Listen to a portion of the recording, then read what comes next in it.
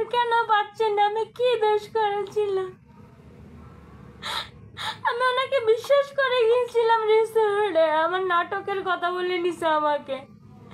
ওনারা 3 জন মদ খেয়ে জোর জবরদস্তি আমার সাথে কাজ করে। আমি এটার বিচার চাই। কোথায় গেলে বিচার পাওয়া যাবে?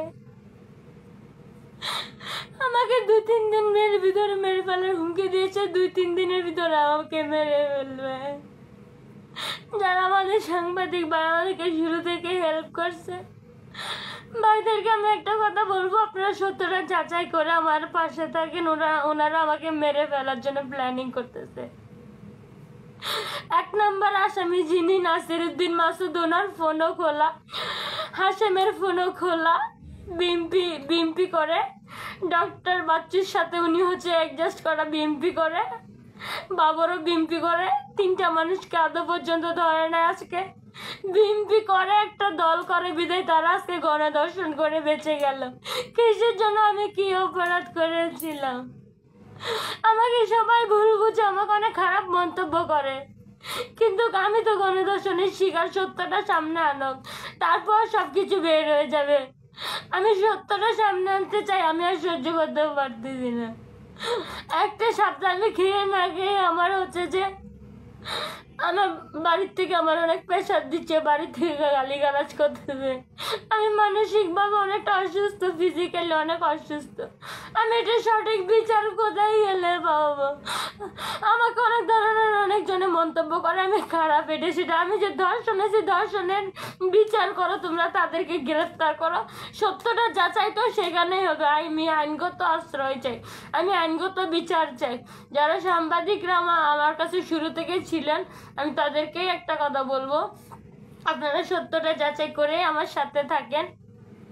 উনি বসে টাকা দিয়ে সব কিছু কিনে নিবে। আমি যে গণধর্ষণ হয়েছি, ওনাদের ভিতরে কোনো ভয়ই কাজ করে না। উনি আমাকে কিছুক্ষণ পরপর ফোন দিয়ে ভয় দেখায়।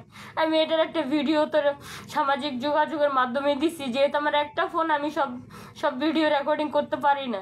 আর যখন আমি রেকর্ডিং করতে যাই তারা কেটে দেয়, কারণ আমার এখান থেকে বলে এই ফোনটি রেকর্ড করা হচ্ছে, তখনই তারা কেটে দেয়। আমি এখন হচ্ছে আমার আত্মহত্যা করা ছাড়া আমার আর উপায় নাই। আমার আত্মহত্যা করা ছাড়া আমার কোনো উপায় না। আমাকে বসে মেরে ফেলবে। আমি আইনগতভাবে আশ্রয় চাই, আমাকে হেল্প করেন প্লিজ।